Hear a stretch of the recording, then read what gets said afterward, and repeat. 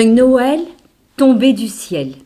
Un conte d'Agnès Bertrand-Martin, d'après la tradition polynésienne, illustré par Aurélie Abolivier, aux éditions Flammarion Jeunesse, dans la collection du Père Castor.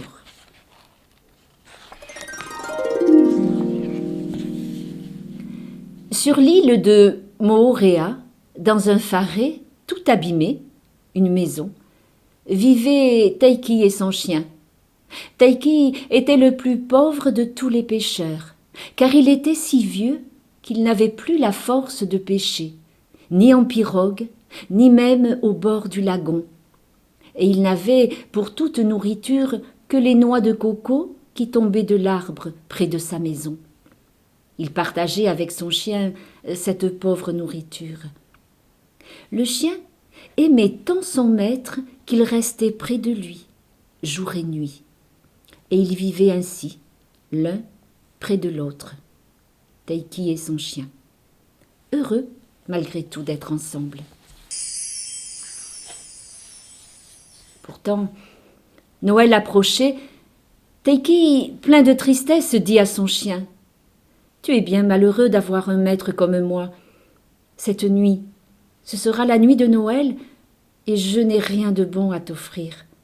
Tu devras te contenter d'un morceau de noix de coco, comme tous les jours de notre misérable vie. Tu ferais mieux de me laisser. Pars, sauve-toi, tu peux encore courir.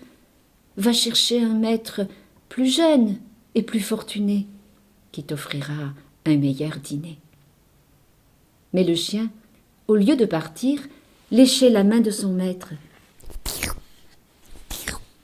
Or, cette nuit-là, rôdait le chat Mimi. Mimi était le plus laid de tous les chats de Moorea. Il avait la queue tordue et il était tout pelé. Mimi était un chat errant, que tout le monde connaissait et redoutait, car Mimi était le plus rapide et le plus rusé des chats. Et il volait tant qu'il pouvait.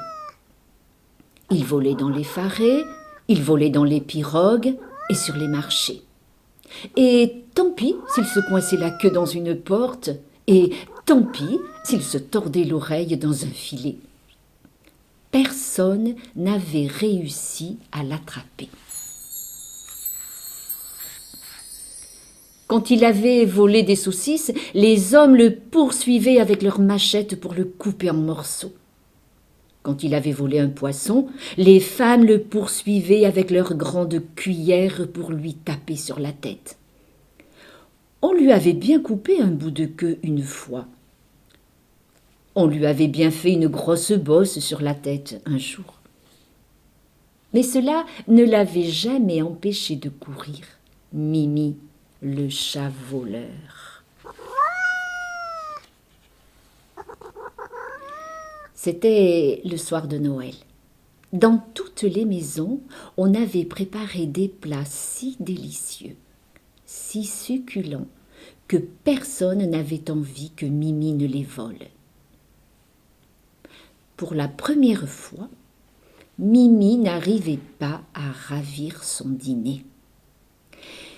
Il avait déjà reçu bien des coups, et son ventre était toujours vide. Il avait faim. Il commençait à s'énerver. Et c'est en essayant sa chance, maison après maison, qu'il arriva jusqu'au pauvre pharé de Taiki. Mimi se glissa sans bruit à l'intérieur, mais il ne trouva pas le moindre petit poisson. Il fouilla partout en vain. Tout à coup, il aperçut le chien de Taiki. « Jamais je n'ai vu de chien aussi maigre que toi, » lui dit Mimi. « Pourquoi restes-tu dans une si mauvaise maison où on ne nourrit même pas son chien ?» Alors le chien s'écria qu'il préférait mourir de faim plutôt que d'abandonner son maître. Mimi fut touchée par tant de gentillesse. il dit au chien « Entre bêtes, il faut s'entraider. Et puisque ce soir c'est Noël, j'irai chasser pour toi un bon dîner, car je suis Mimi, le chat le plus rapide et le plus malin. » Mais le chien pensa à son maître, et au lieu de se réjouir, il dit à Mimi « Mon maître est plus à plaindre que moi. Regarde-le, il n'a plus la force de se lever. Si tu es aussi rapide et aussi rusé que tu le prétends, c'est pour lui que tu dois chasser. » Le chat, tout heureux de montrer de quoi il était capable, partit ventre à terre et se jeta sur la première proie qu'il trouva. Il revint bientôt tout content, avec un gros rat dans la gueule. « Voilà pour ton maître. » Le chien était furieux. Il dit au chat « Tu ne connais vraiment rien au goût des hommes. Les hommes ne mangent pas les rats. » Mimi était bien déçu. Il repartit de plus belle en chasse, et il trouva rapidement une belle proie. C'était un bébé oiseau, un bébé merle, encore dans le nid. Mimi s'apprêtait à bondir sur lui quand Piou-Piou, la maman du petit merle, le supplia. « Mimi, par pitié, ne tue pas mon oisillon. Il est si jeune encore. Si tu es assez bon pour l'épargner, moi, sa mère, je n'oublierai jamais ta bonté et je te promets de faire tout ce que je peux pour t'aider. »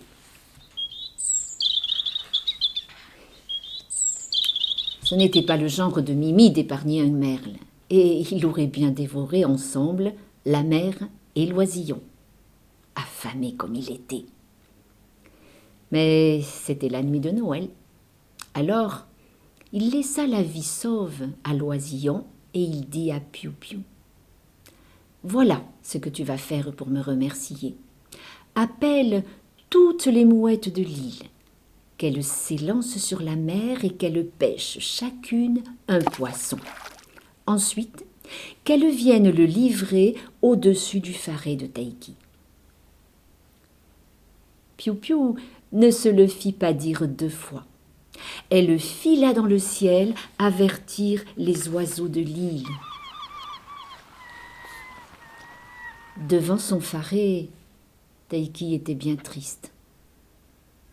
Il était sorti pour regarder le ciel s'obscurcir et les étoiles se lever dans la nuit de Noël. Il caressait son chien et ses yeux se brouillaient de larmes. Quand tout à coup, il vit un poisson qui tombait du ciel, puis un autre et un autre encore. Il pleuvait des poissons partout autour de Taiki.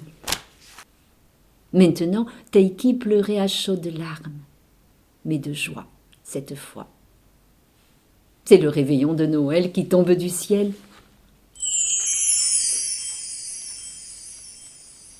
Cette nuit-là, ils furent 3 à s'en régaler. Le plus pauvre des pêcheurs, le plus maigre des chiens et le plus laid des chats. Mais cette nuit-là, ils sont devenus les meilleurs amis du monde. C'était un Noël tombé du ciel, un conte d'Agnès Bertrand-Martin, d'après la tradition polynésienne, illustré par Aurélie Abolivier aux éditions Flammarion Jeunesse dans la collection du Père Castor.